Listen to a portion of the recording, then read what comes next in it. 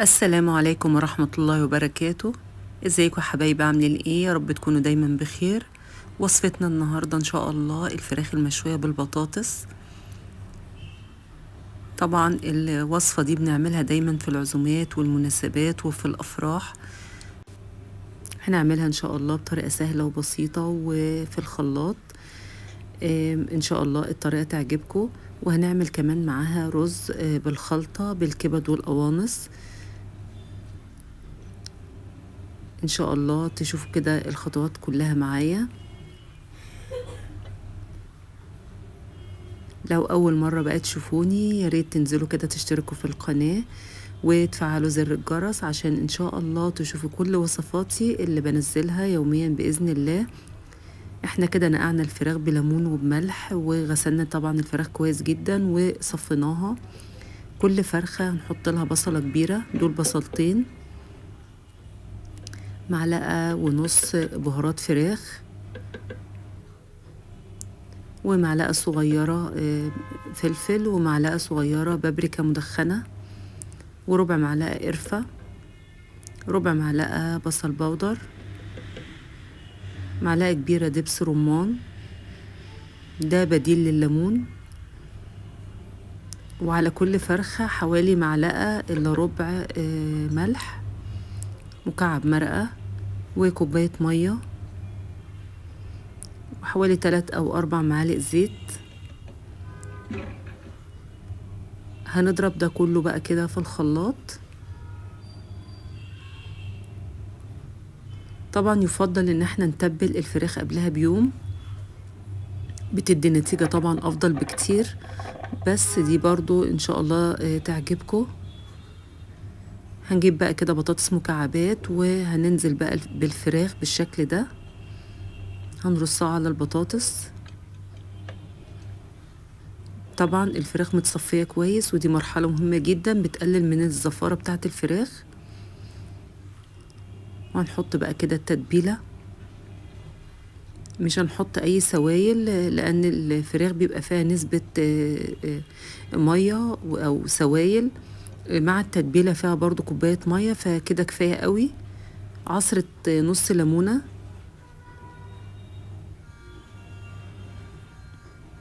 بس كده. ممكن برضو تسيبها في نفس التتبيلة دي حوالي ساعة او ساعتين.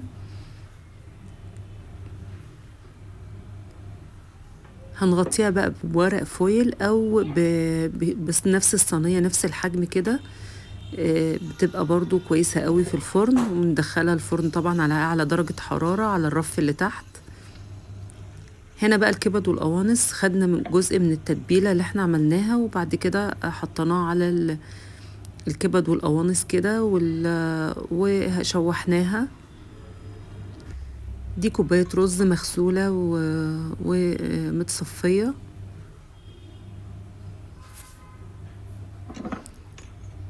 وهنحط معلقة بصل انا بحمره وبضربه في الكبة وبشيله في الفريزر. هنحط معلقة كده من البصل ومكعب مرقة، وطبعا حطينا كوباية مية مغلية، يعني بنغطي الرز كده تقريبا بالمية.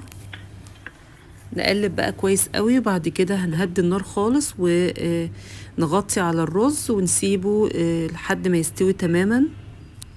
بياخد حوالي نص ساعة بقى بالشكل ده.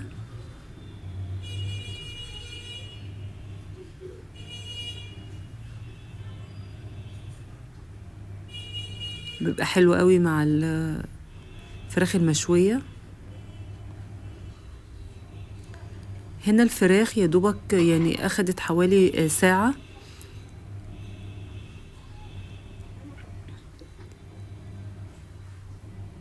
هناخد بقى من الصوص اللي هو نزل من الفراخ ونبدأ ندهن الوش بالشكل ده.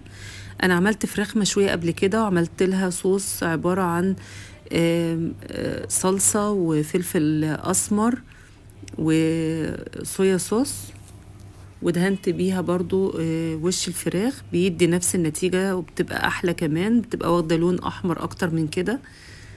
ودخلناها الفرن حوالي برضو ربع ساعة. يعني هي تقريبا الفراخ بتاخد حوالي ساعة ونص في الفرن الإجمالي عشان تستوي بالشكل ده. والبطاطس كمان يعني متماسكة ومستوية في نفس الوقت.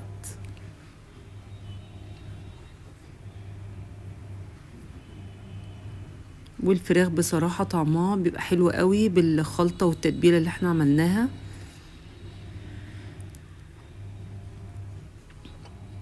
وده بقى الرز بالكبد والقوانص.